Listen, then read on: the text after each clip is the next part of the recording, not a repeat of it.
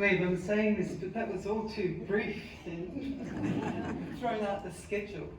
So that means we actually have about 15 minutes prior to the reception beginning, and I know there are a lot of other people here who might like to say something about having worked with Lester. Is there anyone else who'd like to improvise? There's a lot of late arrivals to lots of events, stories, a lot like Ben's. Come on, Megan, tell us something. Megan, you've worked with him. Come on. Go. No, go. Go. I don't know. Well, both of you come up. No. No. I'll record it. And we can also thank Megan for all her amazing work. In particular, the PhD seminars could not happen without the incredible work of Megan. So I'm sure all of the students who are here would agree that she made it happen and happen really well. So one more round of applause.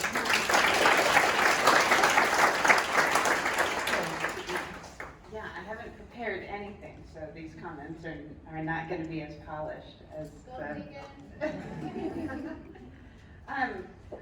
Lester was my advisor in graduate school, and ISTR was my student job when I was a master's student.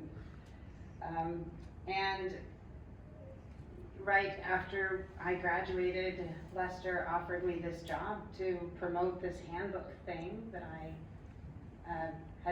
didn't really know what it was, but he said, just give me 2 years, okay?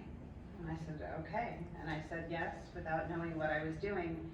And then he said, great, in 6 weeks we're having a conference in Argentina. I'm gonna need you to plan that. And not knowing any better, I said, fine, that's great. And that just started 12 years for me of traveling all over to all kinds of places to do all kinds of projects with Lester. So I guess if we're going to tell late arrival stories, perhaps the maddest I've ever been is when we were in Mozambique and Lester and Wojciech decided to go on a safari. And I said, but don't we have to catch a plane, like, in a few hours? Oh, sure. It'll be no problem. We'll just go on a quick safari and come back. And I found myself at the airport 15 minutes before the flight, before the doors closed. And I don't know, we didn't have cell phones. And I just wasn't sure if I should get on the plane without them when they didn't return, or if I should stay and make sure that they were okay.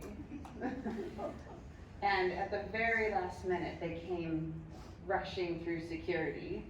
And the reason that they were late is because Lester, I think it was Lester, didn't have enough pages. They had crossed over into Zimbabwe or something. And they didn't have enough pages in their like one of them didn't have enough pages to get back into Mozambique. And Lester convinced the guy at the border to peel off an old visa and make room for this new one, which is totally illegal, right?